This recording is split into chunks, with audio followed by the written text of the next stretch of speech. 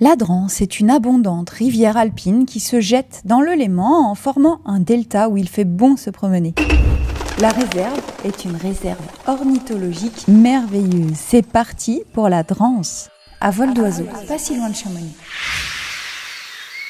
ATMB et Globule Radio vous proposent maintenant un voyage sonore au départ de Chamonix. À vol d'oiseau.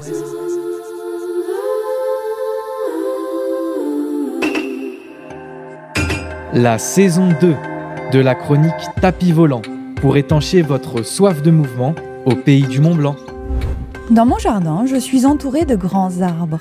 Les oiseaux mènent une belle vie d'oiseaux ici. Il y a des merles, des mésanges charbonnières, des rouges-gorges, des corbeaux, des pies et parfois des geais bleus. J'aime regarder leurs balais, j'aime écouter leur chant mélodieux. Bon, à part peut-être celui du corbeau, dont le cri est un peu désagréable pour une oreille humaine. Je suis allongée, tranquillou, sur mon tapis joli quand ils se mettent à siffler. Si, je vous jure, il sait siffler.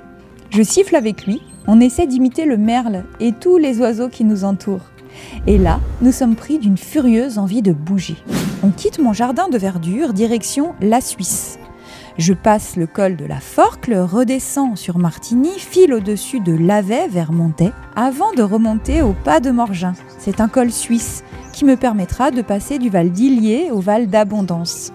Le Pas de Morgin me permet de découvrir le très vert bec du corbeau, encore un oiseau.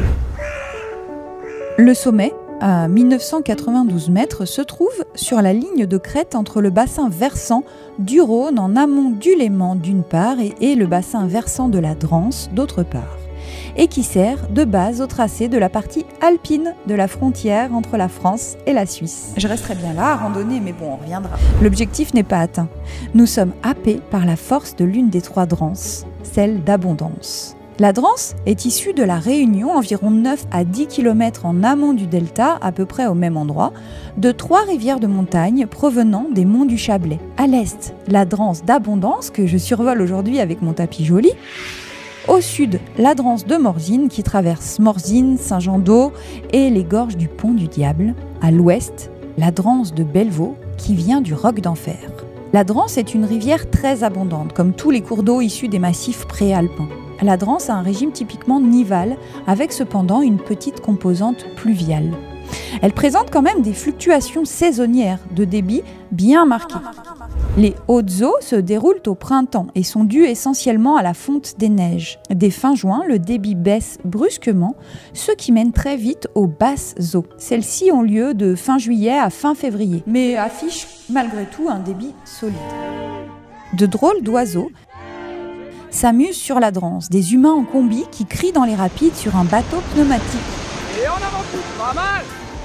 Le rafting se pratique ici depuis le début des années 80. 10 km de rivière sont navigables, de quoi crier, rire et chavirer. C'est un site réputé. Le rafting est une activité de loisir ou un sport qui consiste à descendre des sections de rivière à rapides dans un radeau pneumatique manié à la pagaie par plusieurs équipiers. L'origine du rafting est communément rattachée aux pratiques utilitaires de descente des fleuves à rapides de l'Ouest américain. Les radeaux pneumatiques conçus pour le rafting sont insubmersibles et très stables, ce qui permet de franchir des rapides inaccessibles à la plupart des embarcations. La grande capacité de chargement de ces embarcations permet d'emporter vivres et équipements ou encore de se mesurer en équipe aux rapides. Sur la Drance, le débit est régulé par le barrage ERDF en amont. La Drance se jette dans le Léman en formant un delta intégré dans la réserve naturelle du delta de la Drance. Tantôt tumultueuse, tantôt calme et toujours merveilleuse, la Drance, affluent du Rhône, se jette dans le Léman aux abords de Thonon. Créée en 1980, la réserve naturelle nationale du delta de la Drance occupe une surface de 52 hectares. Longue de 1,5 km et large de 500 mètres, elle correspond à l'exutoire de la Drance dans le Léman. C'est pas immense, mais le site montre une grande richesse botanique et ornithologique. Paul Géroudet, c'est un des ornithologues suisses francophones qui s'est engagé à défendre la cause des oiseaux menacés. Sa persévérance à poursuivre des actions au niveau international lui permet de figurer parmi les plus éminents ornithologues européens du XXe siècle. Donc Paul Géroudet note l'intérêt ornithologique du site dès les années 30. Dans les années 60, il lance l'idée de réserve naturelle et elle se concrétise donc en 1980. La réserve naturelle protège le lit et les berges de la rivière sur une certaine distance en amont du lac. Le delta est le fruit d'une histoire géologique liée au retrait du glacier des Alpes, aux variations de niveau du lac et à la dynamique de ses eaux qui ont donné naissance à des deltas imbriqués dont subsistent des terrasses étagées. Dernier delta lacustre sauvage des rives du Léman, constitué d'alluvions, de sable, de gravier et de galets, formant des grèves et des îlots, modelés et remodelés au fil des crues d'une rivière torrentielle, le site contient un foisonnement de milieux naturels différents.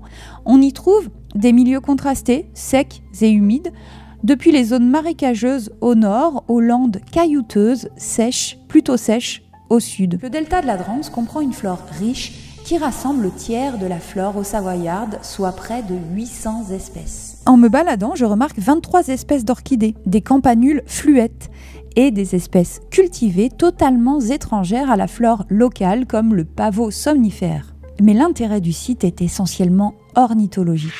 La réserve naturelle est située sur une des grandes voies de migration européennes et offre une étape à de nombreux oiseaux. Ici, des métrousses. C'est un canard plongeur aux couleurs contrastées. Le mâle possède une tête roux vif avec le dessous jaune. Le cou, la poitrine et le ventre sont noirs. Les flancs blancs contrastent avec le dos brun foncé. Une bande blanche barre l'épaule. Le bec est rouge. Les pattes rouge-orange. La femelle est plus discrète. Au vol, la femelle émet un cri assez sourd qui fait penser à un aboiement et au sol un son plus rauque. Elle reste silencieuse après la période nuptiale alors que le mâle est audible toute l'année, en vol comme à terre. Là, des mouettes rieuses font un raffut pas possible. Un peu plus loin, de jolis petits gravelots me montrent leur élégant profil. La réserve correspond au seul site de nidification de la sterne Pierre-Garin pour tout le bassin supérieur du Rhône. Parfois appelé hirondelle de mer, c'est un oiseau aux longues ailes et au vol gracieux. Sa tête est couverte d'une calotte noire, tandis que le reste de son plumage est blanc et cendré. Comme les mouettes. La sterne Pierre-Garin a le bec rouge, terminé par une pointe noire, on la reconnaît facilement. La sterne Pierre-Garin se nourrit de petits poissons qu'elle capture en plongeant dans l'eau de manière spectaculaire. Je vois aussi des goélands cendrés, il y a aussi des castors.